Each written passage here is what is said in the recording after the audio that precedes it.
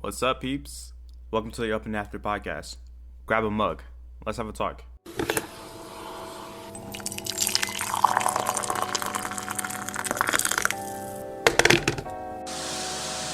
What do you want? It's too early for visitors.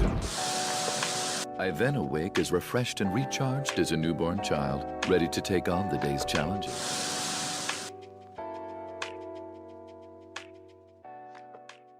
Welcome to the Up and After podcast, where tonight we come at you live, and I promise this is live, despite what your player may indicate. We come at you live from New York, and tonight we are reviewing / talking about, maybe not a proper review because what can you say? We're going to be talking about a very spooky movie for the spooky season of September. We're going to be talking about Late Night with the Devil, which I hadn't heard about until Chris is like, Riley, we're going to watch a movie for the podcast. And they just put this on. I'm like, all right. Yeah. No explanation. Cue that intermediate break music of Christopher's spooky surprise for Riley. Yeah.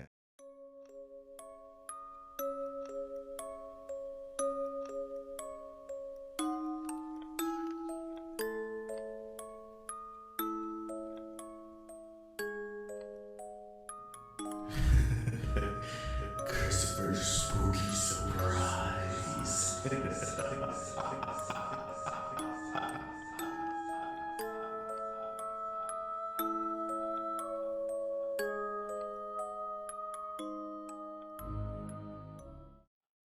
Yeah, no worries. I'm gonna have music for that. Anyway, hi, I'm Chris. By the way, I'm the co-host / host. And I'm Riley. Yeah. If that wasn't clear. Yeah, but you probably know that by now. I'm excited. I was really excited to show you this one because I feel like this movie to me is kind of like the most Chris made movie. Like if I were to make a movie, this is exactly everything I probably would want to put into it. You see what I'm saying? Yeah, based on what I've seen from you, yeah, I could see that. Yeah, it was really cool when I watched it, and It even has Colts in it. yeah, a man after my own heart. Thank you, Riley. Yes. Yeah. So I was just like, I want to show Riley this, and I also thought you could appreciate it. I thought you would like it. I didn't know how much you knew about like talk shows.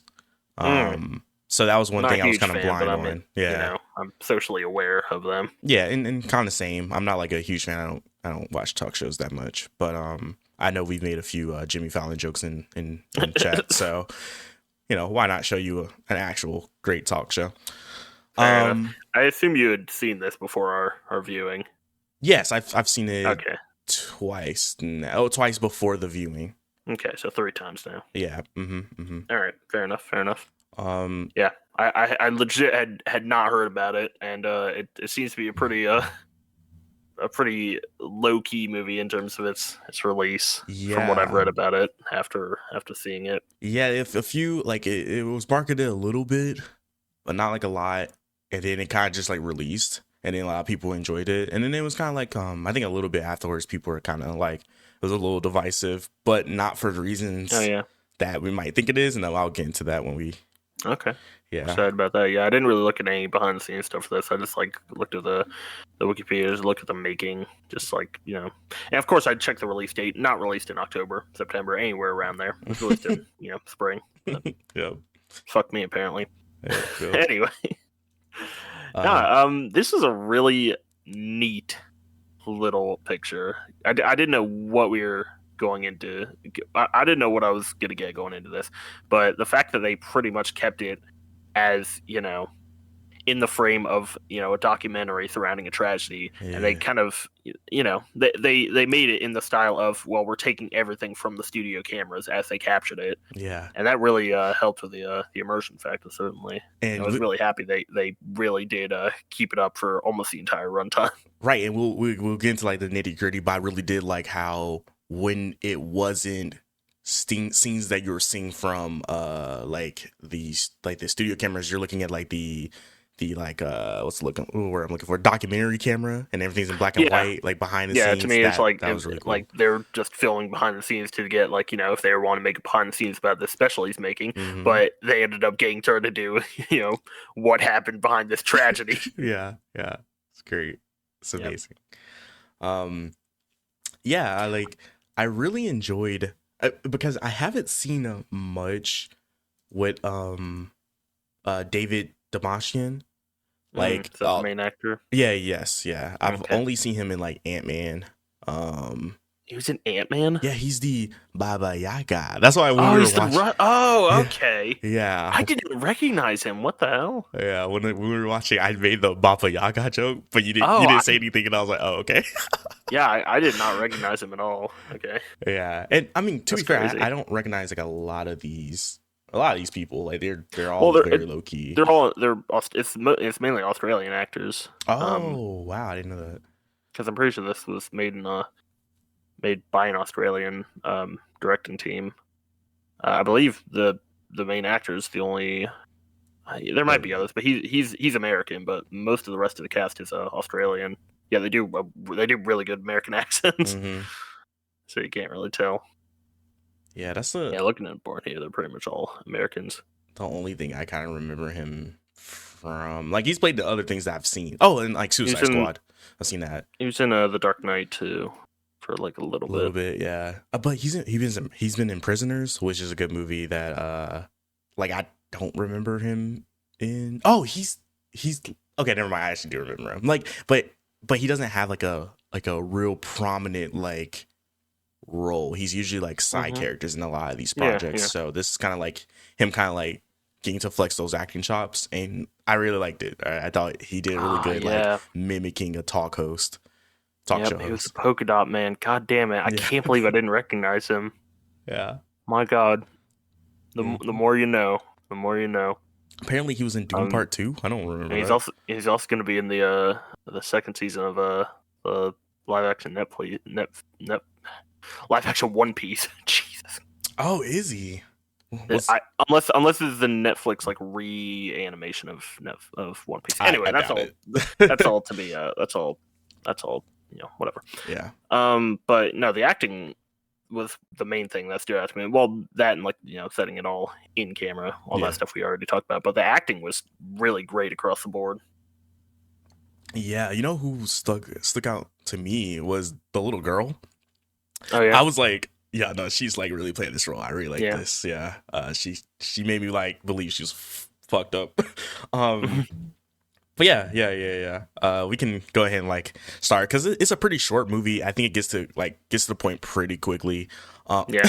Once you get past the 436 intro logos and Oh my studios. God, I think you told me as we were starting, you're like, rather get ready for a lot of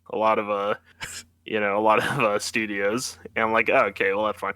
And it still took me by surprise. It was one of those things where it's like, no matter how long you think it's gonna be, it's longer than that. Yeah, and it's It really is that Family Guy joke, It's hilarious because I think it's like two things. I think they're doing it because it is like comedic, but I also genuinely think those are all real studios, Mhm. and they're like all like they actually all did work on the film because it was Yeah. like really independent. And I'm like, that's so fucking hilarious that they're like, hey, we'll help you with this film, but do we get like a spot at the beginning? can we just like shine our studios? And granted, some of those studio logos were actually like really cool. Like, they had some like claymation ones and like, yeah, it's really dope. So yeah, but it starts off from like if you were like Riley said, if you were watching a documentary, it's like the setup. So they're talking about like a bunch of different things, and they're kind of talking about like I would say like 70s or like 80s, like I believe what's it's it? supposed to be the 70s. 70s, yeah, like the scare, like in the American 77 scare, is the year they give here. yeah, of just like the 70s was a crazy time. Like, I mean, you have like obviously you have like Vietnam going on, you have like drugs, you have cults, and like what sort of like serial killers running around. Right. So it's basically saying like basically where America was at that point of time. Sure. And taking that and being like, oh, well, one thing to like alleviate and get our minds off these things were like talk shows. So you had like the big talk show of what's his name? Carlson? Carlson talk show. Johnny Carson. Yeah. People love that show. It went on for a very long time too, right? I believe. Never seen it, but I would believe it. Yeah, me neither. 62 to 92. God, I'm a Yes. Google Fu master. Yeah, and like 62 to 92, and I don't know if he did it all the way through or like towards the end, maybe he got sick or he got old and then, someone else took it over. But if he's done it for that long, that's not even to mention if he like was already like, 30 and he's done 30 years of of talk show. That's fucking phenomenal. But yeah, he shows up like as a mention in this movie too, and it's just showing like what our main character had to rival against in terms of like viewership and just like keeping people entertained. And I just thought this was a perfect way to set up the movie, and it's a little long and maybe a little exposition-y, but it works because you're supposed to be watching a documentary, and documentaries are like that anyway, Well, obviously I'm coming into this having no idea what I'm about to watch, as you set it up for that purpose. Yeah. And so I'm watching this thing like, all right, where are we going with this? We're talking about 70s talk shows. This fictional talk show that we assume is going to be the centerpiece of the plot. Mm-hmm. And I once they frame it in the something happened, and then they do the title drop of Late Night with the Devil. Right. For one thing, like the title is very much like a cheesy kind of title you would like a drive-in movie title that you might see, Yeah. And so on the one hand, you're like, oh, okay, this is just gonna be like some little spooky fun, Mm-hmm. And at the same time, you're like, well, this is like being portrayed as a documentary, and they're talking about some tragedy that's gonna happen here. So the entire movie, you're now on edge of like, what's gonna happen here? How far is this gonna go? You get to the first guy and he starts, vomiting blood, and it's like, is this as far as it's gonna go, or are we really gonna get into some major shit? And to the movies, I don't. Well, okay, I guess it depends on what kind of person you are. This could be to the movie's detriment or to its benefit, but it does, like, shit doesn't happen until the end. But that would. It's a real, like, for a short movie, it's a really slow grind of escalating tension, I think. Yeah. It does it really well. I've probably talked about it before, and I'll probably talk about it many times. I cannot stand longer movies. Mm-hmm. They can be, there are long movies I love, but they have to be really good to justify me sitting down for 2+ hours for a movie. And for this one being, just over, an hour and a half? Yeah. It does really slow grinding tension, but it does it well enough to keep your attention, which is really good. And I think that's mainly carried by the both the cinematography, the camera work, making you feel like you're really there watching this talk show, and also just the acting strength of everyone involved. Yeah, and it's, to me, I think this movie.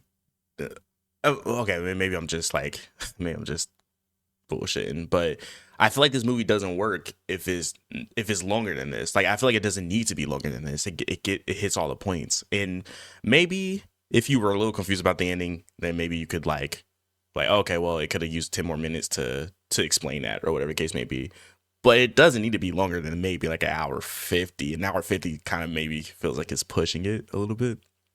Yeah, I think it's fine as is. I don't think it needed much beyond that. I mean, whatever questions they leave you, you can go back and think about what you've seen and and rewatch it. And it's all pretty set out there for you to really kind of understand what's going on by the end. Let me ask you this. What up? With the beginning, was there I know you were thinking like, okay, where's this going? But was there anything that you're like, okay, this might be in the realm of what's gonna go on here? Like, because they talk about cults, but they also talk about the devil, and they also talk about, all this other stuff. And like, they all talk about the death of his wife is also something they bring up in the beginning. So I'll tell you this. I couldn't have predicted where it went by the climax. Yeah. I could not have predicted that. Yeah. The thing that got me wondering what was going to happen was that they were keeping with the, you know, the 70s kind of camera work that you might expect throughout the whole thing, which meant everything, all the creepy supernatural stuff that had to happen, you know, through the veneer of the camera work they were offering. Yeah. And to me, that meant, you know, they couldn't go too crazy with a lot of the stuff that was going to happen. Yeah, yeah, yeah. And that kind of and that's why it kind of took me off guard right at the very end, where they just kind of abandoned all pretense of making you feel like you were in this comfort zone that they had built around you for the entire movie. Yeah, and that's great because I love once shit, and we'll talk about it once we really get to it. But like once we hit that, what's the point of no return, that it drops it, and you get the classic, what we know as classic now is like the cinema bars at the top and the bottom, and now it's shot in like, you know, widescreen, and you're like, whoa, wow, where is this all coming from? But it's because everything else is gone, like the camera crew's gone, like, you know, we're sitting here in this moment. I mean, you're being pulled into this reality now. You know, you've had this separation of watching a documentary that is also, and the documentary footage they're using is from, you know, initially both the television broadcast as well as whatever behind the scenes work they were doing. But now not only have they taken away the pretense of the, you know, the footage that the documentary got, they're pretty much throwing away the pretense of the documentary altogether. Yep. Like, you're just here, like, all this stuff that we're seeing in the climax, this isn't in the actual documentary. Right, no, we're just adding context for you guys. And that's why it's so brilliant that they kept it so rigid in terms of what they're willing, or how they're willing to, you know, tell this movie and show off and show, you know, what you're seeing. And then at the end, it's just like, all right, throw it out the window just for pure shock value at the end. Yeah. This makes it that much more intense and spooky, as they might say. Yeah, I love it. So this is Jack Delroy is also the main character name. I don't know if we know named that or said his name. So Jack has not been doing so well in the polls in terms of like his show is kind of going down. The last time he had like a really big show viewership was when his wife passed, and she came onto the show to, you know, kind of give her goodbyes or say her goodbyes to her husband. And do they mention? I've only watched it once, and it was a little while ago. Did they mention that he got like criticized for just bringing her on for ratings? Yeah, I think they like. I feel like that was a thing, and if that was a thing, that actually kind of plays towards like the twist at the end. Yeah, because I don't know how much we want to dance around it. Because if I don't know, we're doing a podcast. Yeah, go ahead. About the movie. I'm just gonna speak. I'm not gonna dance around spoilers.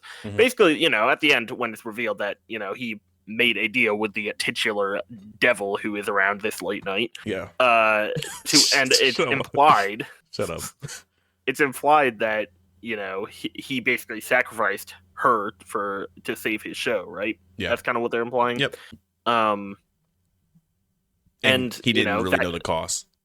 Yeah, but it still showed he was willing to, you know, he was willing to sacrifice something in order to get the views, like his own, whether it be for greed or his own vanity or whatever. Yeah. And that kind of shows that maybe the people who criticized him for just bringing his cancer-stricken wife on just for views might have actually had a point. Whereas, like, you know, if towards the beginning when you don't know all the twist stuff, you might think, oh well, that, you know, maybe that was him actually trying to make a genuine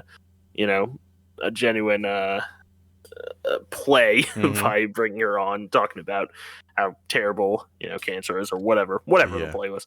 But then you kind of look back on that and like, oh yeah, maybe they were right. Maybe he was just trying to save his show. Like he ended up sacrificing everything for her. Yeah, you know what's interesting about all that is, so I assume he went to, because you also find out like the there's a cult at the beginning that they bring up, and that cult is sort of the same cult that Jax talks to bring about his fortune and fame. And what I want to know is, because after his wife dies is when he goes on like a 2-week hiatus. And then he comes back, and the show that we're watching now is the show where he comes back, right? But did he make the deal with the devil during that 2-week period, or was it before his wife? Because I think initially when I watched it, I thought, oh shit, his wife got cancer because that's the sacrifice, right? That's what I thought too. Yeah. So, I mean, I mean, maybe Oh. I don't really You know know. what? So to scratch that, to not to interrupt you, but they did say, I believe, that like she had gotten cancer out of like nowhere. So I'm pretty sure he probably made that before, because he saw his ratings Yeah, going I'm pretty down. sure the deal was the deal. I'm pretty sure the cancer came from the deal with the devil, as it were. And then whatever the 2-week hiatus was, it could just honestly be that he realized that he got his wife killed, and so he did take 2 weeks off because he was so guilt ridden because of it. I like and that then he more. was finally ready to come back and take advantage of the loss. Exactly. I like that more because I feel like it fully makes him like dimensional, because I think at times in this movie there is times where it's genuine like curiosity and fear. But at the same time, on the flip side of that is I think I want my show to be the greatest is the thing that overpowers everything, right? By the end. And I do think he genuinely loved his wife. I mean, there's moments in this film where he's like, stop the tape, or, you know, I want to talk to you guys about like the things that happened with my wife, or what she used to call me, yada yada. So I do think there was genuine love there. But yeah. I couldn't remember it at first, because I was like, wait, did she get the cancer because of the devil, or? I'm pretty sure that was it. Yeah. Yeah. So talk about your first magician guy, Riley, because you seem to Chris too. You seem to felt some type of way about this guy. Chris, I mean, like I hate psychics, and that's not some fresh opinion. That's something that is kind of a generally accepted take now, is that psychics are leeches on society who feed off of people, who feed both monetarily and possibly even egoically, if we want to use that term, off of people's grief, you know? And so if you ever want to make me angry, you put a fictional psychic on screen and just make him as hateable as possible. So do you think Chris is hateable though? I think he was a nice guy. He's just he's a psychic. I really can't afford much sympathy for him. Just here's the thing, though. Do you believe like? Yeah. And maybe I should maybe I'm asking the wrong person, but do you believe what he was doing there was real? Are you saying because we're in the context that this is a movie where the devil actually exists, that psychic powers might be real? I'm gonna lean on no. Even if the devil were real, I probably still wouldn't believe in psychics trying to do cold readings, especially because it was like every single other psychic I've ever seen. Yeah, it was just as unconvincing. He had the one part where he mentioned something relating to Delroy's wife. Okay, but and it's like that actually could be real. But I mean, that was, that's. I would argue that is it's weird because like he's like he's channeling it at first with the first family, or actually he goes through channelings, because the first one he's like trying to get that guy and his wife, and that guy needs to be raised. Delroy needs to hire that guy. Maybe not now since the show's fucked, but the first guy that was like, I don't know, my wife isn't dead, she just left me, right? Like that guy's pretty funny. Anyway, so he goes to that guy, he kind of fucks around, whatever. And in the second family, he kind of like gets it more, but that could just because like you said, that he's like feeding off the he's got cold readings. Yeah. People have been doing it for centuries. And I think the movie does a perfect way of like being like, okay, that could be fake, it could be bullshit, or it could potentially be real, right? And by the time we get to the Delroy and his wife thing, I'm like, okay, we're fully convinced that at least that section was real. Yeah, that part is real. I honestly, if I were to theorize, I would say the most likely scenario there is he was completely bullshit. And just at that last part, it was the devil channeling his powers through Chris 2, just as a sick joke towards Delroy as his like escalating game of ruining this show. Yeah, that's what I'm gonna say. So that's what I believe, because fuck psychics. Let me give you a theory, right? I'm Team Devil. What? Oh, wow. All right, I'm gonna use that. That needs to be a voice clip. Yeah, you can clip that. Excuse me. This is my theory, and this is a theory I had at the when I first watched it. Okay, hit me. I believe there are two entities in this movie. Okay. I believe there is one, the devil, or not even a devil, the demon that is possessing the girl, Mr. Wiggles. We'll call him Mr. Wiggles because that's what she calls him. Okay. There's Mr. Wiggles and there's Delroy's wife. And I think the first time that we come in contact with the supernatural, which is through Christu, it is Delroy's wife actually, and I do think that she's trying to warn Jack of what like he has done and what is going to happen. Okay. Yeah. Yeah, that's neat. And I'll kind of like try to dive into that a little bit more as we go on, but for now that's kind of my headcanon. And there's some things I feel like that support that, but also it could kind of just be the devil, you know, fucking with Jack, which is totally which is totally plausible too. Yeah, Christian, he was cool until he threw up everywhere, and I was like, oh, and shortly after he like throws up and he like fucking passes out or whatever. That was the first point in the movie. We had just been watching it. Yeah, I was keeping in the back of my mind that it was a horror movie and like things are about to get wrong. Yeah. And he started going like, I don't quite feel so good. And I was like, all right, something's gonna happen here. Then he just starts projectile vomiting black sludge. And I'm like, oh jeez. Yeah, you did. Yeah. I love So great. the little like and this type of stuff is like always scary to me, right? So like they obviously cut to break because this guy is fucking vomiting black shit, right? And they come back, they're like, all right, we're gonna cue you, Jack. They cue you, and they cue Jack, and Jack's like talking as he does as a talk show host. And in the background, you hear the ambulance going off, and Jack stops for like a second to go, anyway. I don't remember that. I wonder if I noticed that at the time. You didn't say sounds anything, great. so that's why I was like, I don't know if Riley caught it. I may have not noticed it. 'Cause Yeah. I don't remember that off the top of my head. Yeah, and I was that like, sounds like a great detail. It's so great. It's so That good. sounds awesome. I might have to go back and look at that. Yeah.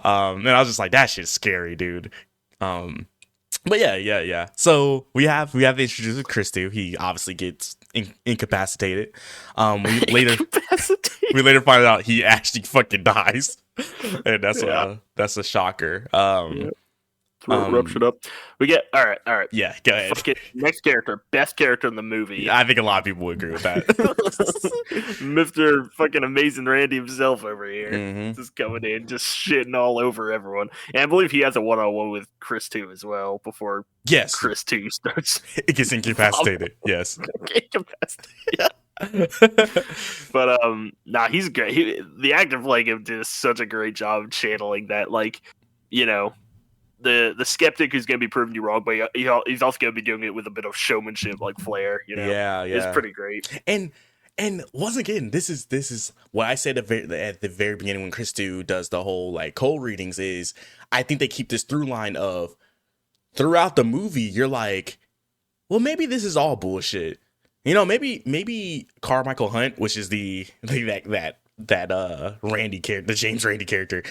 Maybe Carmichael might actually have like a point here. You know what I'm saying? Mm-hmm. Especially because he proves this point. You know, he does what he needs to do in this film, right?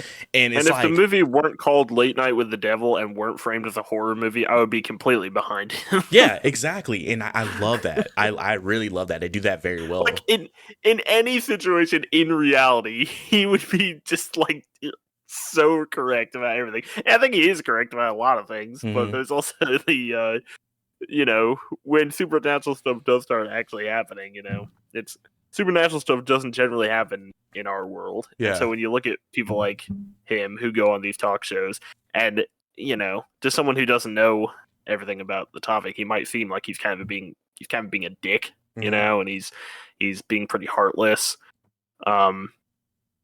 But you know, when you understand that he's right and is kind of real, sure, he can be a bit abrasive, but Yeah. in the end, the people who he's calling out are the ones who are you know, taking advantage of people. Mhm. But in this context, when you know this girl actually is probably possessed by some other natural entity, you know, then this woman is just trying to take care of her. You know, he does kind of seem like kind of a dick. I love when the little girl steps up. She's like, "Must you always have to be an asshole, Mr. Carmichael?" I'm like, yeah, that's fair. Even he's Yeah. taking it back, like, all right, maybe I'm doing too much when the little girl calls me out. Yeah. Yeah. So his character is obviously probably like, I think like probably like a fan fave. I think a lot of people like his character. And then you also have the introduction of, once again, the little girl and her caretaker, Lily and June. Sure. Yeah, Lily's the little girl, June's the older woman. These two.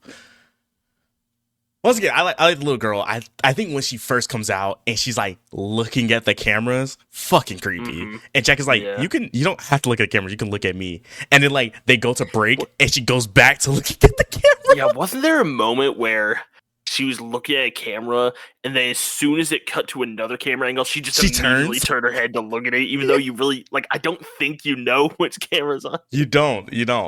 Like like that was pretty creepy. Yeah, I love that. And obviously, again, it's like lots of little great pieces of playing with the medium that you're making the movie in. Yep, and that wouldn't work in most movies, but in this movie that works perfectly.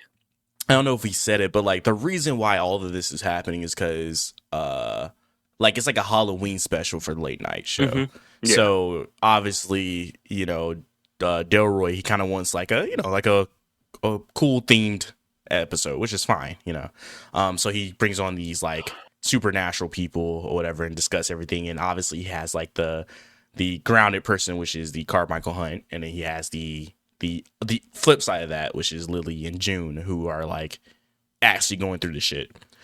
Or like where would you want to go from here, Riley? Because I think there's a few things. I mean, there's like the whole like there's the exorcism. Yeah. And there's fucking Mr. Randy doing his little hypnotism. Yeah, and that comes after the initial exorcism, so maybe we can talk about the initial exorcism. Right. But basically, and what I really like about this is I say it's not an exorcism. There's another word for it. It's a bringing out of the it's a seance. Spirit. I think it would probably be the best term. That's fair. But whatever. Yeah, they're not like exercising the demon because they kind of have it under control for the most part. At least that's what June is telling us, is that they have it under control. So they're trying to bring this demon out. But what I like about her character specifically is she's really adamantly against it. And she stays that way, even though like she eventually does it. Clearly she buckles, but she only buckles because their whole point is they're trying to prove that this thing exists to people. They're not trying to like fake the funk. They're like, if this thing exists, then we can get people who are like her more help and more real help, right? That's June's kind of ideology behind this. So eventually she buckles because they're on fucking live television. So people are like, of course we want to see it. What the fuck? So Delroy and his charms her into like bringing the demon out. So they tie Lily down and they do it. They bring the demon out. Mr. Wiggles. I think if I was a young 70s stallion watching this movie, or watching this talk show, I would obviously think it was bullshit originally until I saw the demon face. But then I would be like, oh, they're doing some camera magic, right? I mean, yeah, like we're in the context of we live in the real world where stuff like this literally can happen. Yeah, even if you believe in supernatural, paranormal, other things. Like if you're actually watching this in the context of a talk show, you would have to be framing it in, well, how are they faking this? Because there is no conceivable way that this is actually real. Yeah. So what tricks are they using to? It's a lot like what's the Penn and Teller Fool Us thing? Yeah, where people do magic tricks and then Penn and Teller break apart how everyone is done. It's like they're not doing it in the form we are actually watching magic be done. It's in the frame of, well, how are they doing this kind of sleight of hand? Because of that itself feels like magic. Yeah, that's the real magic. Yeah, but in this context, this is a world where the supernatural is real, and so we can't. It's hard to put ourselves in that mindset of this is actually happening. Holy shit! Versus, how is this? How are they doing this behind the scenes? Right. And I want to say though, I think they do a good job of feeding it back into that. Well, maybe it's just how did it happen, right? Because of the next thing we see, which is Carmichael's his whole like thing too. But before we get there, I wanted to ask you, Riley. Lily turns to Delroy and was like, "And we know you too, Delroy," or whatever. And also we find out like that Jack and June actually have known each other behind the scenes, and that's kind of how she got onto the show, sort of. Is like him knowing her, and also like they have like a little thing together or whatever. But what were you thinking when Lily turned and she's like, "We know you too, Jack. Like, I know you too." Were you thinking it was just a thing of like, it's a demon, so like, of course it knows as much as it can about everything. In an esoteric way, it knows you. Yeah. First of all, I want to go back to just something you mentioned earlier. We're doing this like it's a radio interview here. Yeah, go ahead. Part of a political party. We're bringing politics into this. No. I want to go back to something you said where, a viewer of this could be thinking maybe this is actually bullshit. Not once during this movie did I think that this was actually the twist was gonna be it's actually bullshit, and this is I knew it was gonna be for real the entire time, because I couldn't put myself in the headspace of the talk show is bullshit and also the documentary is lying that it was an actual tragedy, unless the twist was gonna be like something went wrong in them trying to hoax this and that killed someone. I don't think I just couldn't put myself in the mindset, so I kind of went into this knowing that this is actually going to be real. I would agree. I think I was like pretty like 98%. I just thought like the 2% of me was like, well, if they pull a little bamboozle, I feel like there's enough there to say, okay, it was bullshit, right? I wouldn't be too mad. I think people might perceive it to be like, I don't know how people would perceive it if it was like actually the case, but I feel like people wouldn't be as it'd be very different, but it'd be interesting. As per going back to your initial question though, the demon, no, I think it probably would be the latter. I wasn't really thinking too much about, because I think at that point they did a really good job of setting the atmosphere for this scene, and so when the demon's like, "Oh, we know you do," I don't think I was really thinking about. I don't think I was still thinking about the setup at the beginning of his wife and the hiatus or whatever, and coming back in the show. I wasn't really in that mindset of trying to break apart what the actual plot twist is going to be. It was just going to be. I was just kind of in the moment of. This is a spooky scene, spooky stuff going on. Yeah. Creepy. So I think it would be the latter. Just it's like an all-knowing demon or whatever. All that wife stuff, I mean, it happens at the very beginning of the movie. Once again, after you get past the 15 minutes of logos. So you're probably, by this time, you're like not really putting that into account. Like, obviously when the big reveals do happen, you're like, oh, okay. Oh, yeah, that should happen at the very beginning of the film. So now it all wraps around. But like you said, at this point of time, I was just kind of like, oh, this is some creepy shit going on, especially because, dude, I don't know, this feeds into like the whole analog horror thing for me of like when something's thrown into like really old school looking like filters and just looks very old school. It looks like it was made. Yeah, it is very appealing, honestly. Yeah, and it's unnerving in a way that like, dude, we gotta watch some analog horror together. Like, I'm down. YouTube. Yeah, there's some great shit out there that I've seen. Yeah, pretty awesome. Analog horror is one of those newer things that I'm like, I really love consuming it in a weird way, especially when I'm consuming it online. You know what I'm saying? Yeah. And it's something that I think really helps from being coming from a low budget place. I actually really appreciate low budget creators using analog horror not only as a way to well, I don't even want to say save money, because it actually probably is more expensive to try and get that authentic look down. Yeah. But once you put a lot of money into it, it could be, it would seem more appealing to most people. Like, oh, we'll throw money, we'll make it look really good, put the money somewhere. But I think that actually can take away from it, and that's why I'm gonna go on a tangent here. But go ahead. I loved going through the Kane Pixels Backroom series. Yes, yeah. And hearing that it got put on hiatus because it's being made into an A24 movie now. Yeah. Made me really I don't want to say upset, but I'm very apprehensive of it because I like the amount of stuff that one creator was able to do and how how good it was. Yeah. And it just came from such a very, small place, one person doing it on YouTube.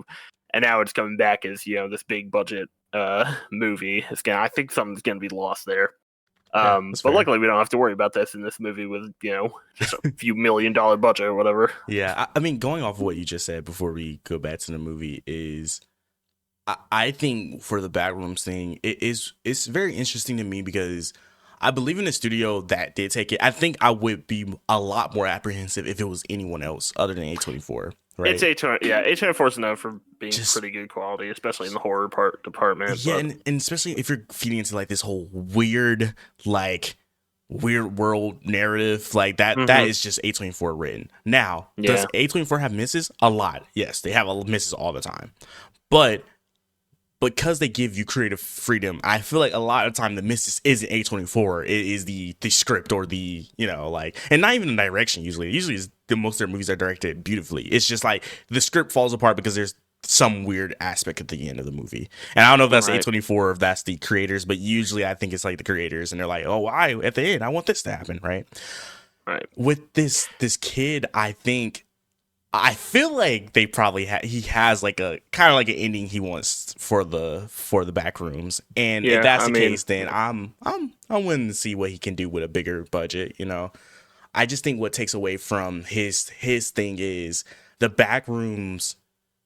His releasing of those videos felt like pretty calculated for the most part, as much as he could do. Oh, definitely. So when you're doing a movie that, like you said, it all has to be halted and it has to be stopped, so that can leave people like losing interest.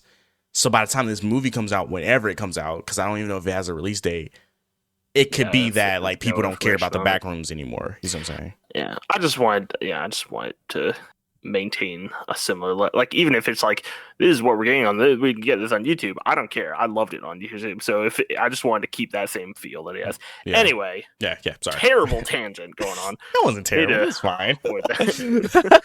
Okay, but moving back, we got the seance, and that's pretty spooky. Pretty spooky wooky, man. Yeah. You hate to see that.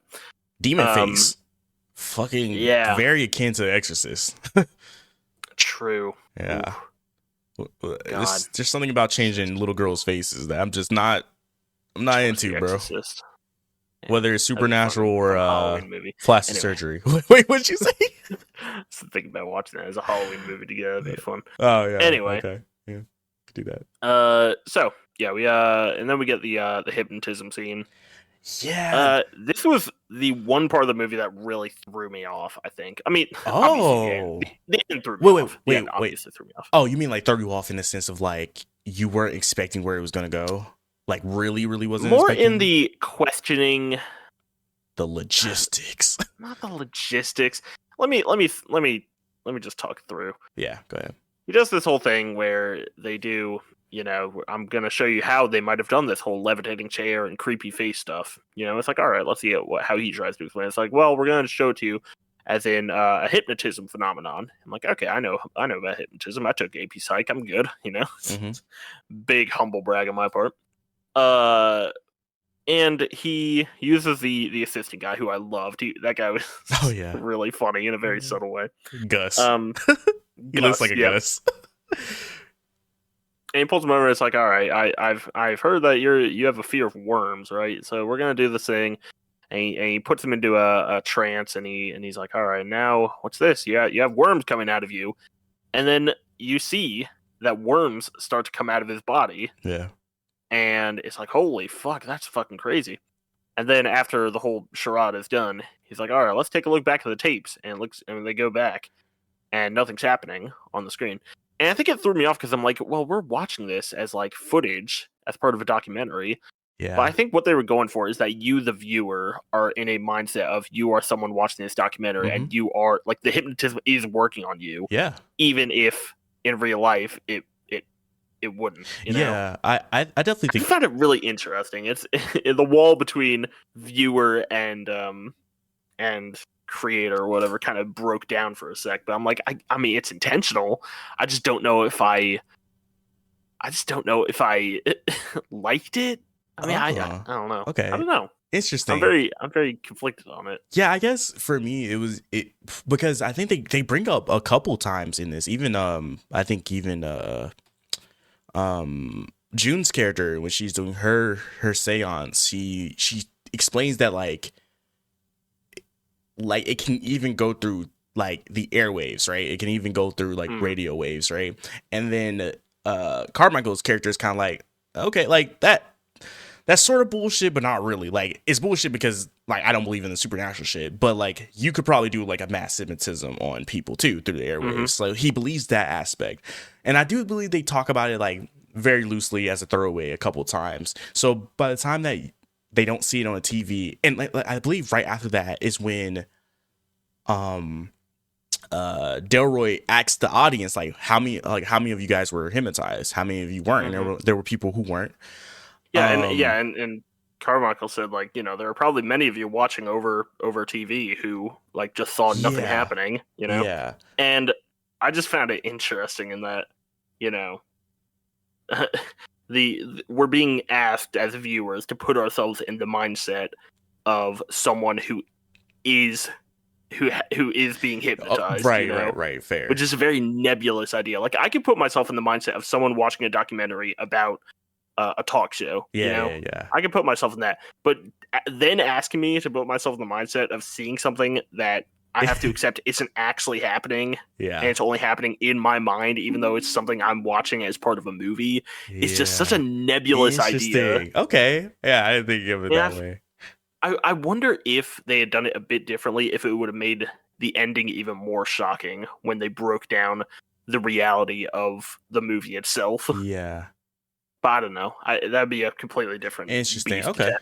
I feel like they added this little part in there. I think we both understand why they put this scene in there, but I think it's just more so trying to be like, okay, once again, I feel like it feeds into that through line though of like, can you really trust this or not? Can you trust anything that we're showing you? And like, we know that it's like Night with the Devil, but like, dude, can you really believe yourself? You know what I'm saying? And I think pairing that putting with yourself in the mind of like, well, maybe he's actually like, even the skeptic is in on it too, and you know they're maybe. Yeah.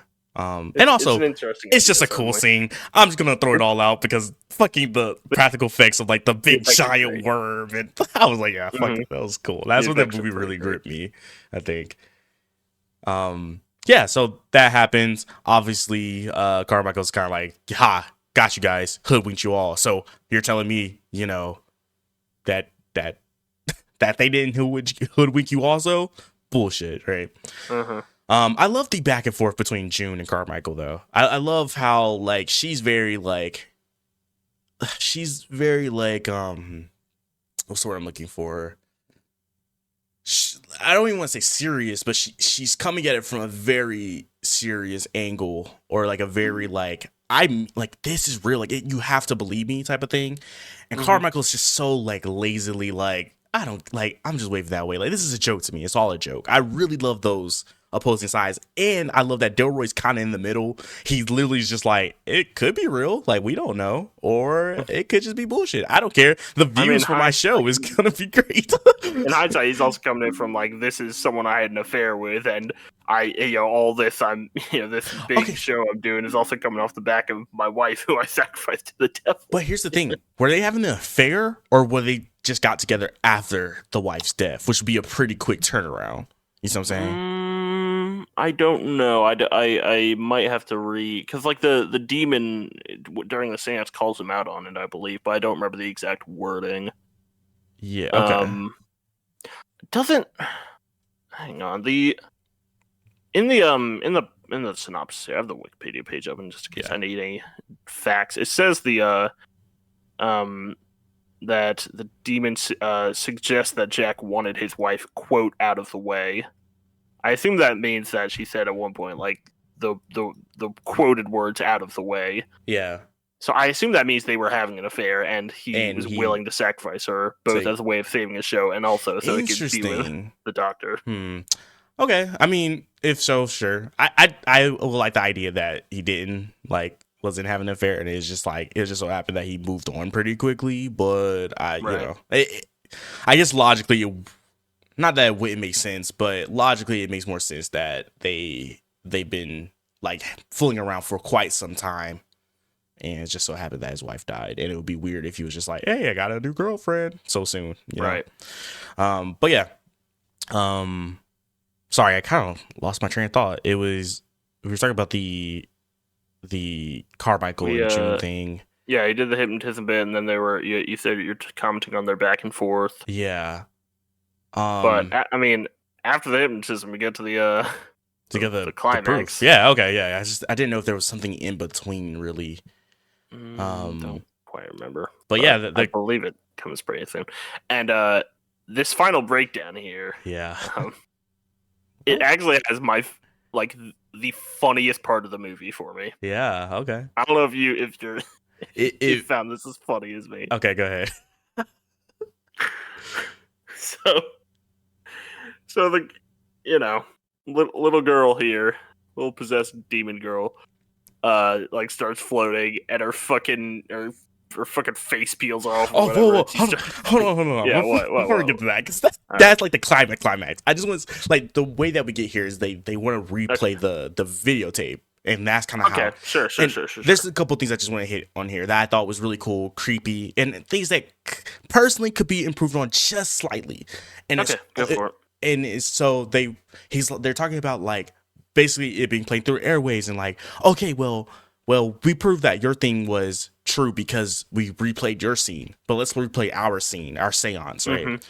So they replay it or whatever, and there's like a moment where like the tape glitches, so they get to like basically in real time slow it down. I don't know if you could do that back then, but hey, I bet you can do anything, I guess. So they're like playing it frame by frame. If it was the 70s, I mean, they had like frame by frame playback. Well, they had that for sports. So I don't know if they would have that for talk shows. Yeah, that's fair. I mean, I don't see why not. It's probably easier. Well, sports were important because you needed like to be able to go back and see plays frame by frame to make rulings on stuff. So I don't know if they would have if that technology would be necessary to have as part of a talk show. Yeah, fair. But I have no idea. Anyway, continue with the thought. Yeah, so there's so they're going frame by frame, and it glitches, and then you see the face of the little girl, and you can see that it's like, pretty fucked, pretty Mr. Wiggled, and then after that, like, or as they're sitting there, I don't know if Riley caught it because I don't think he didn't make a comment, but if you for like a frame, you see a hand get put on like Delroy's like shirt, like on his shoulder in real time, in real life, and that cuts. I saw something when they were going through it, but I didn't quite make out anything specific. Yeah. So, sorry, a little bit before that. So they cut to the face, and then they keep going, and then you see Jack's wife in the background, right, as a spirit, and that's when the hand gets put on his shoulder, and he turns and he's like, like this is real, whatever. My issue here, and it's not like a huge issue, but everything's been pretty practical. Before we get to like the whole fucking face splitting shit, but like everything's been pretty practical. But in this scene where it's showing his wife, she's like it's like she's like, like a CG ghost. She's like placed into the scene, and I'm like, it would have been kind of cooler if they just reshot the scene and just had her as the person who looks like a ghost in the background.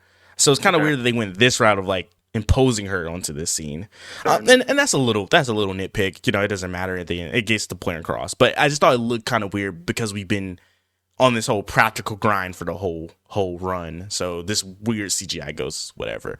But then from that point, once he says this is real, whatever, then shit starts to go down, and then Riley can talk about his funny scene because a lot of shit is happening at this moment.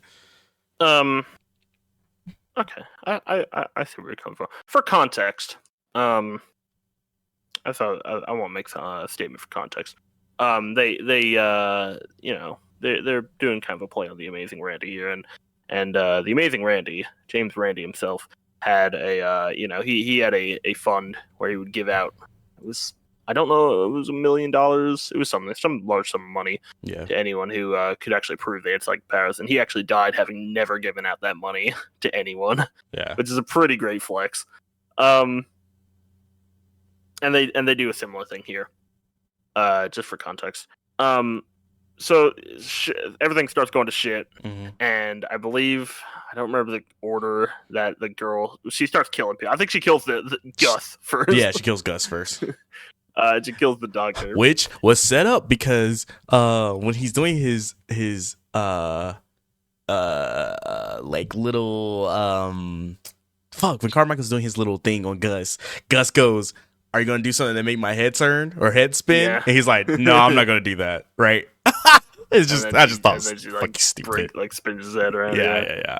Um, God, she turns his head around and he like falls and he falls through the fucking table. It's fucking crazy. Fucking wild. Yeah. but she kills two people, then she turns to Carmichael. Yeah. She like looks his And he's- direction. Yeah, she's staring him down, and he's looking at all this happening.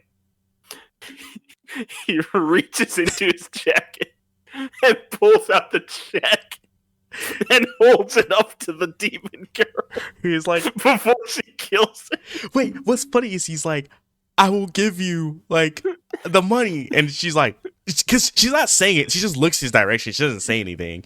And then Does he start doing like Latin prayers? Like Yeah. he's like trying to pray to God, and while he's praying to God, he pulls the check out and thinks that's gonna appease the demon. and he was like, I don't want your fucking money. And then she It was just sets him on so- fire. Fucking funny that was his response to seeing two people get killed by a demon girl.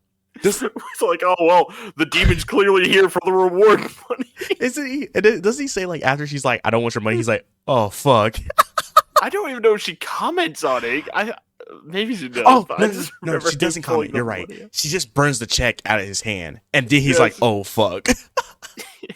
I just thought that was such a fucking funny scene. I was thinking about that all night after this watching, Yeah, that. and I've been saving talking about that till now because oh my god, that shit was so fucking funny. And I think it's meant to play for laughs too. Like Oh, yeah, they clearly yeah. wrote that for laughs. It's such a darkly comedic thing. It's such a perfect example of dark comedy. I love it. Going back to what I was saying though, when her head cracks open, I think this is like a signifying detail for the two entities because there's two different beams coming out of her fucking face, and I think that is the Mr. Wriggles and the wife trying to fight for the body, even just momentarily. Really? Okay. And that is I didn't literally get just that. a headcanon because like we Okay. have the wife in the background, right, of the video. Right. So you have this separate entity and she's looking on to Mr. Wiggles, who's in the girl.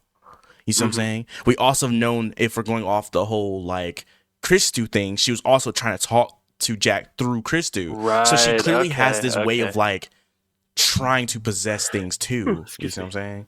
Yeah.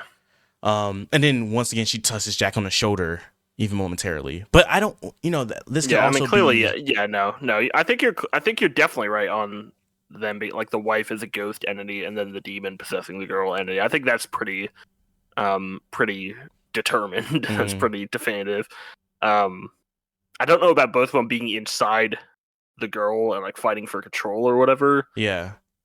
but But like I I don't know. think I that's mean- only happened at the end. And yeah, I mean, once you get into the end here, it gets pretty mindfucky, and it's Yeah. pretty hard to definitively say anything. And so once again, just playing off that, the reason why I think maybe she was fighting for the body, because at the very end of the movie, Jack is confronted with his wife, and she's like, "Look what you've done. You have to end this. You have to kill me." Right?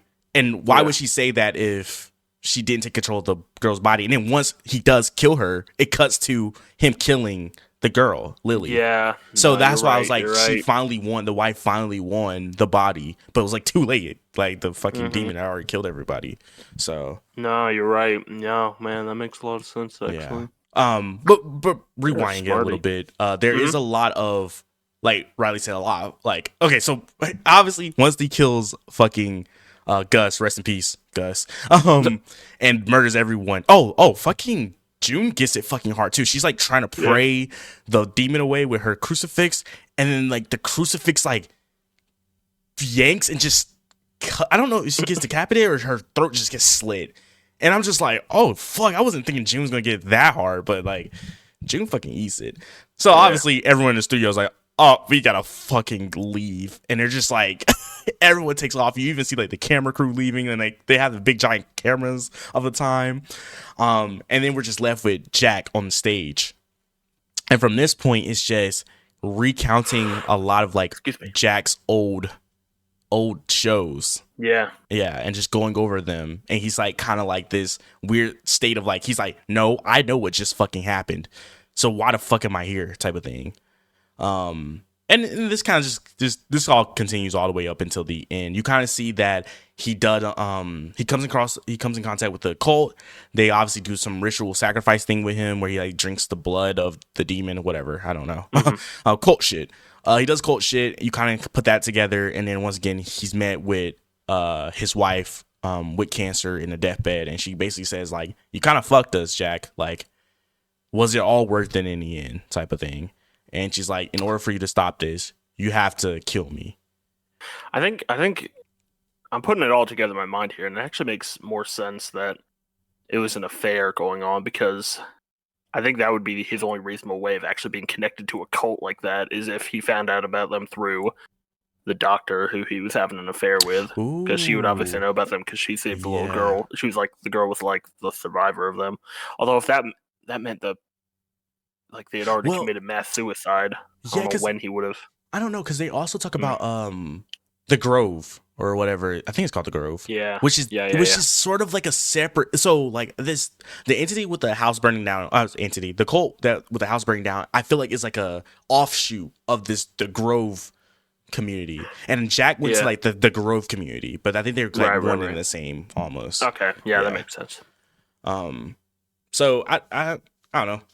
I think this ending is pretty cool. I'm a person who I'm okay with if you get abstract, but don't get too abstract where I don't understand what's going on. And sometimes things are obviously meant for interpretation and meant to be talked about or whatever. Like I said, I had a whole headcanon on whether or not the wife is like trying to possess this body or whatever.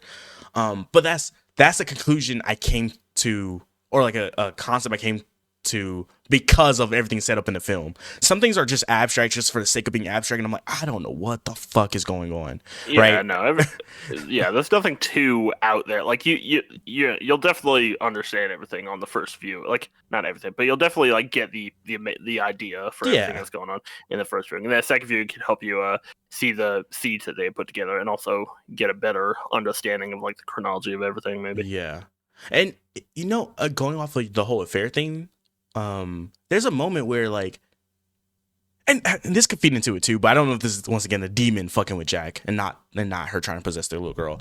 But she like, he like earlier in the episode, like when she first comes out and they go on their first break, Jack, like obviously the makeup people come out and they're trying to fix up everyone, and they're fixing up Lily, and Lily's like, oh wow, like makeup, like do I look good? And then Jack goes, oh yeah, Lily, you look pretty. And then the demon voice, or like the wife's voice, come out of Lily, and she's like, dude, don't I always look pretty to you, Jack? And Jack is like, wait, what did you say? And she's like, nothing, or whatever. And I'm like, that could be, I don't know, that could be interpreted as like, does the wife know about the whole affair, if that was a thing? Or is it just her like, Jack, you fucked us because you fucked me, like that type of vibe. I don't know, that can be interpreted in many different ways, but that I think that kind of adds to the whole affair thing too, if she knew about it, or she obviously knew about it postmortem. But yeah, I mean that's kind of the end of the film. He stabs Lily, or he stabs his wife, which in turn brings him back to reality of like the talk show itself, and you see everything is fucked, everyone's gone. But there's like, I don't know if this is like a lingering camera that's still on, and like obviously America's still watching, unless they cut. I don't know. They probably cut off the things in that time, and they still do it today. But they probably cut it off. But Jack, like, there's a camera sitting on Jack, and Jack walks up to the camera, and he's like turn off your TV screens, like turn it off, like don't let this.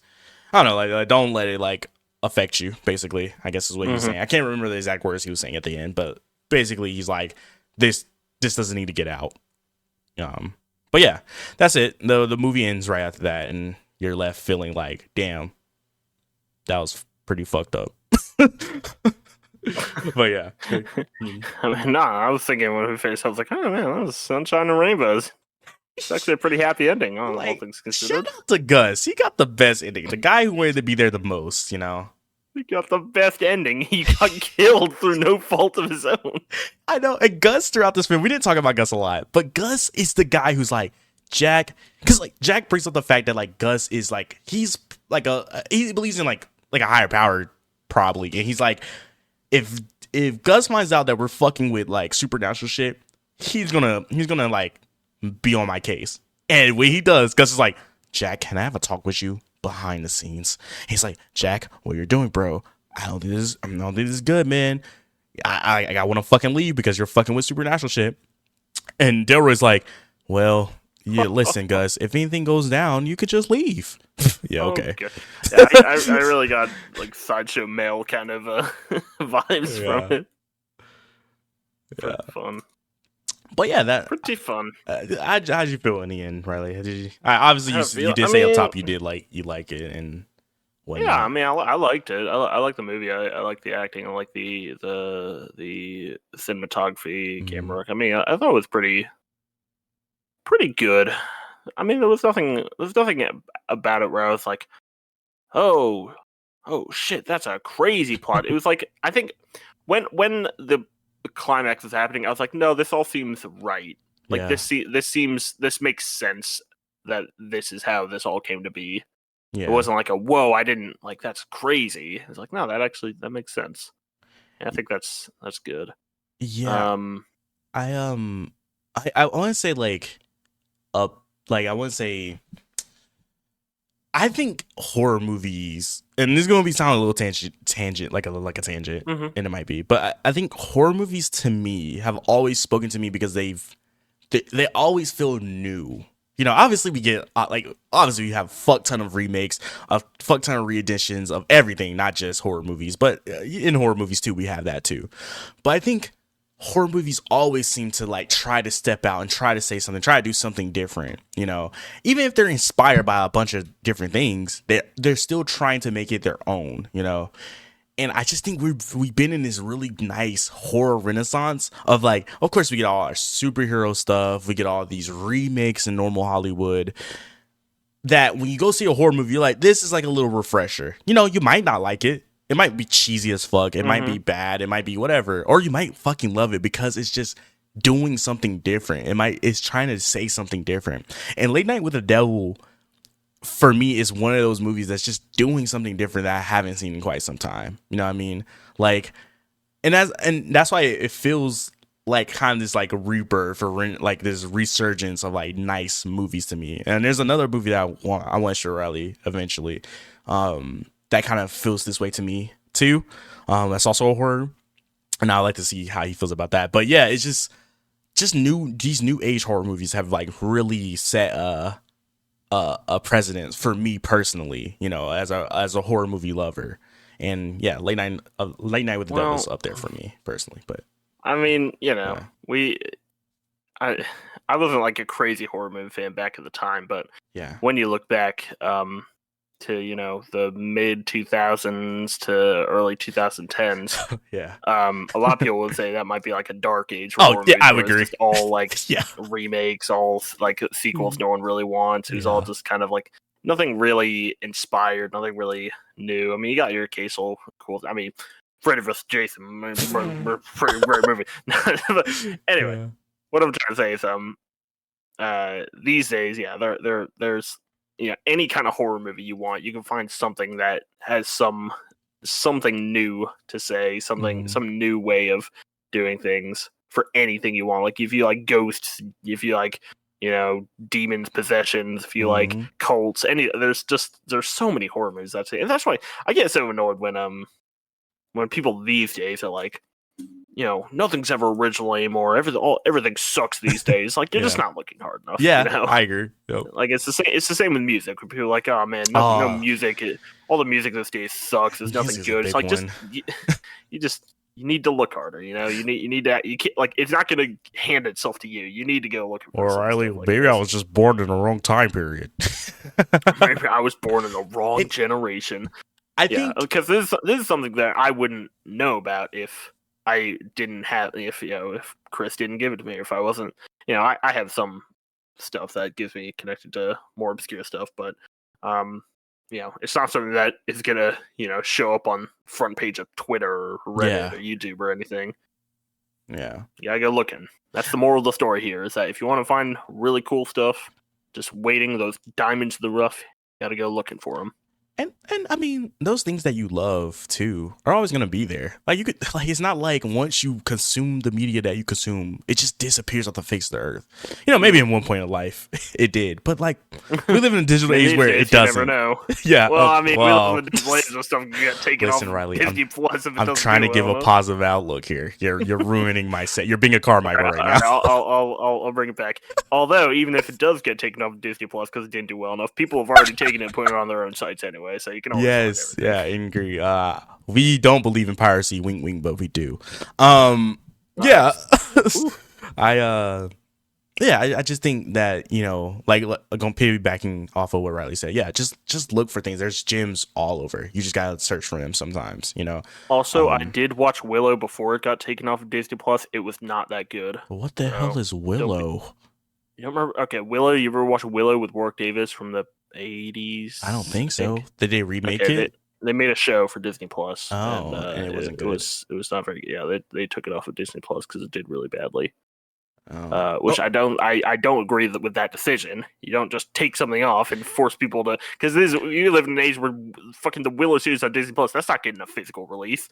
So you're literally taking, like, the only way people can find that series now is through piracy. Yeah, that's so interesting, and that can be on like a whole different topic. We can fucking go, but like now that I think about it, something is you can't just take it off. You have to give people some way of experiencing it. Yeah. Stupid. I hate it. Anyway, I don't like that. Yeah, it was a neat movie. It was a neat surprise. Thank you. There are many more to come, and I'm excited to get into like the horror movie bag. And just kind of playing off of what I was just saying earlier. Also, I'm a person who like really love like new age horror movies. Mm-hmm. And not saying I don't have my old gems that I really love. Fuck it, my favorite fucking horror movie is The Thing, and I do want to cover that on the pod at some point. But yeah. Rewatch that together. Yeah, but I just tend to kind of follow more newer stuff. Just trying to see what is horror trying to say, especially because I'm a filmmaker too. So I'm trying to see like what is the topic at hand for these days through like 20, let's say 15 to about 2020. 2021, okay. There was a time where grief was like a big thing for horror movies. And grief is always a big thing for horror movies. I mean, you look at like Babadook for one. Yeah, like grief has always been a big thing. But no, like there was like a period where there's like especially A24, every movie that was coming out that was horror based, grief. Yeah, Midsommar, you have Hereditary, you have like the list just goes on and on and on and on. Mm-hmm. And granted, those are also made by the same person, directed by the same person. But yeah, so I just tend to follow the new trends to see what are they saying in horror movies, and I just find so much good shit in new age horror movies. So yeah, that's kind of what I want to say. But Late Night with the Devil, go check it out, pretty good. Shout out to David Dimashian. Shout out to all those actors and actresses. Didn't know they were all way too positive here, Chris. Can you give me like a very, very brief rundown of the controversies you had mentioned earlier on? We never really went back around to that. Weird. Oh, the controversies. Oh my god, I forgot all about that. So basically, this movie came out and people watched it, and people liked it, but then people found out that there's a title that there's like the "We'll be right back" cards in these in the movie, like when they cut the commercial, and all those are AI generated. So people were like really up in arms of like, why the fuck is this AI generated? Especially on an independent, low budget film. It's like, and granted, I guess because it's low budget, you can use AI because it's low budget. You know what I'm saying? It's more expected, I guess. Yeah, but people are just like pumping $20 billion into. I mean, you probably should be putting that money in. But people's issue was that these are just like little screen cuts that aren't going to be there very long. So why not just hire someone to like do them really quickly, you know? And I was also, this was around the time that or actually no, maybe that came out, because that came out this year. Never mind. And Late Night with the Devil came out like I guess it's kind of the same. I believe it dropped like, well, you said to premiere early, but it was spring in 2023, and then in SXSW South by Southwest, yeah. Okay, but in the US it premiered spring of this year.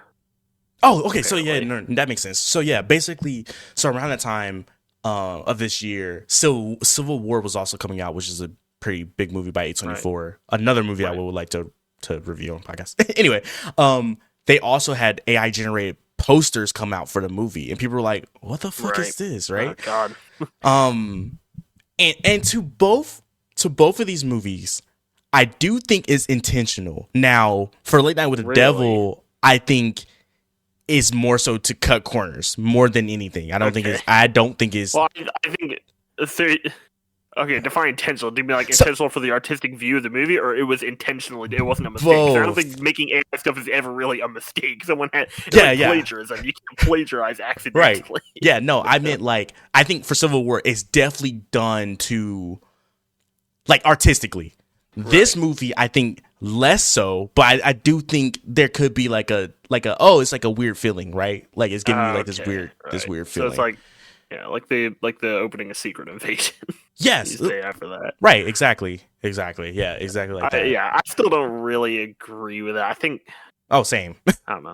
It's just hire it's someone. Something that I think is going to be coming out a lot more. Well, it's just crazy. Like big now. California just banned like using AI like actors. AI to like recreate actors. Yeah. So I'm happy about that. Yeah. Same. That's a W. So That James Dean they're making a James Dean movie where they were gonna like artificially recreate him. James Dean, like come out? The food James Dean or different James Dean? No, that's Jimmy Dean. Oh, that's James Dean, the famous actor. Oh, okay, yeah, fair. Died in the 50s.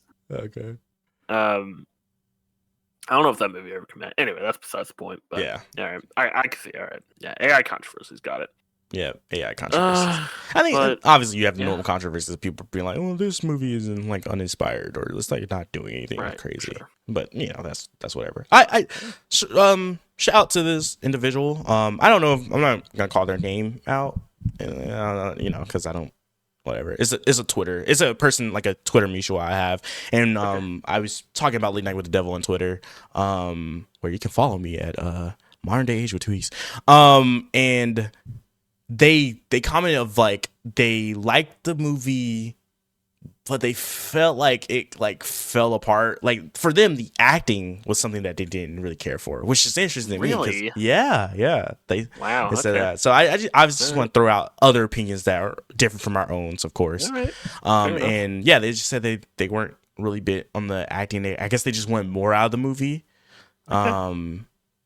But they can't really put on like they couldn't put a finger on what they were missing. So, shout out to them, for their opinion. I just wanted to throw something out there. But yeah. That was kind of like the big controversy with the movie. Otherwise, I think it did pretty okay. It was low budget. I think it was only, I don't know, maybe you could check the Wikipedia, Riley, but I don't know what the budget was like. But I don't think it was made more than over like $1 million. It doesn't list the budget, but it says it grossed $15 million. So, yeah. I mean, depending on how much the budget was, that's pretty I have no idea. Like I said, I think it was like at $1 million. Like I don't think they did anything over. If it was at $1 million, that's really good. Yeah. If the budget was $12 million, that's pretty. Yeah, bad. That's pretty bad. But I don't think it was that much. You see all those fucking studios bankrolling the shit out of this movie. Yeah. All right. Well, that's about it, I think. So yeah. Let me do my closing question for you, and then we can do that. I'm gonna plug just how pathetic I am. Anyway, go on. Let me see. I should have loaded up. Oh, okay. So if you had to prove to Carmichael that you were a what's the word I'm looking for? A supernatural communicator. Yeah. Right. What would you do to get that $1 million? It could be anything. So I have to succeed where every single person before me has failed. Yes. Fuck. Yeah. All right. So I need it for money. So I'm willing to put money in because it's going to be a great reward. I'm going to spend a lot of money to get some kind of private investigator on hand who can spy into what he's doing, like the night before. What kind of porn he watches or whatever. Ooh. And then it can't be anything related to the internet because he would just be like, "Oh, you hacked it. You did that." Yeah. It'd have to be like something like. It had to be something about what he did that you couldn't know by normal means. Yeah. And I have to pray that he doesn't just pin me for hiring a private investigator. I would have to hire one through cash because he's probably got my fucking bank records online. It says here you hired a private investigator. Yeah. I have to go through cash. I have to make sure I never meet the person. I have to go through several proxies before I get to the private investigator, but it has to go all through cash before all that. Yeah.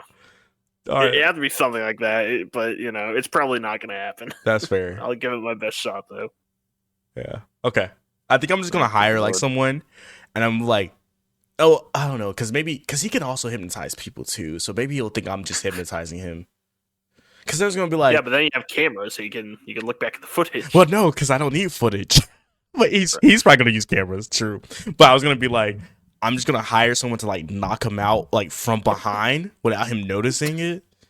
And then when he wakes up, he's gonna be in a place that he wasn't before. But he's gonna be standing up.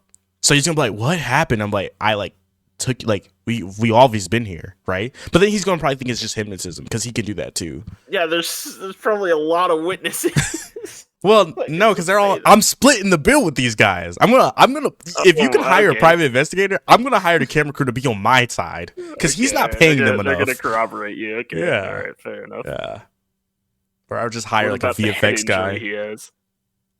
He just wakes up. He's like, my head hurt. I'm like, that's just the psychosis. All right, that's fair enough. That's it. Thank you guys for listening to us. That was fun. Our little review of Late Night with the Devil. Next will probably be Iron Man 2.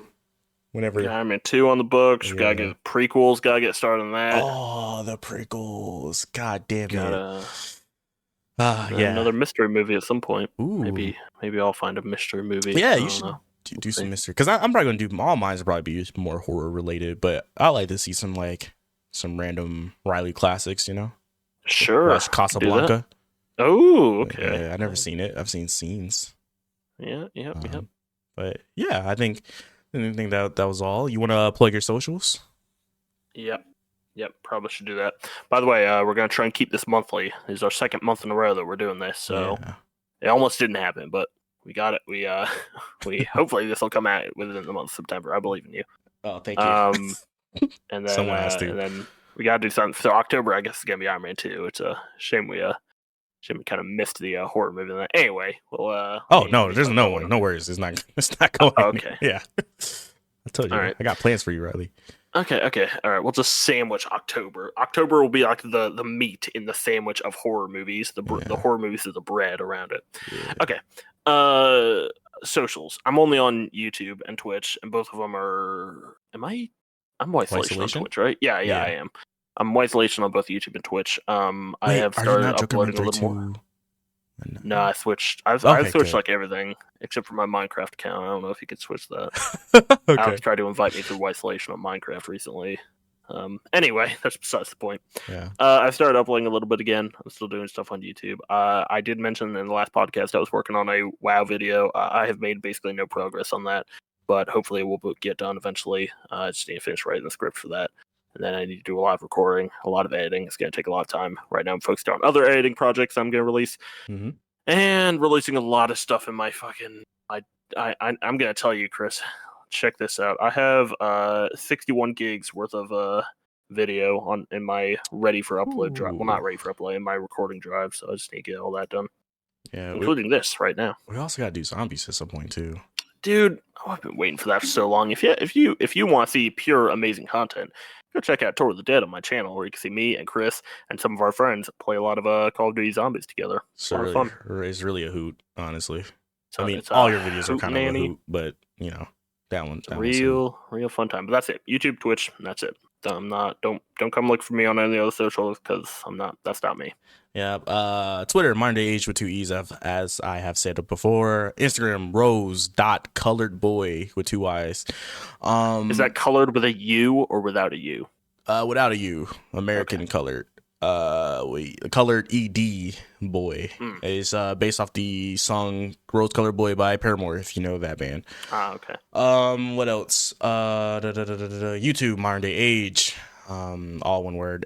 Modern Day Age is always going to be one word, and yeah, I think that's it. All my socials is Modern Day Age, and yeah, I'm good. I'll be working on films. I'm still working on my film that would probably drop either early next year or like really late this year, December sometimes. But you never know. Forward to it. Been working on it for quite some time, but I'm also kind of working on some smaller project stuff too.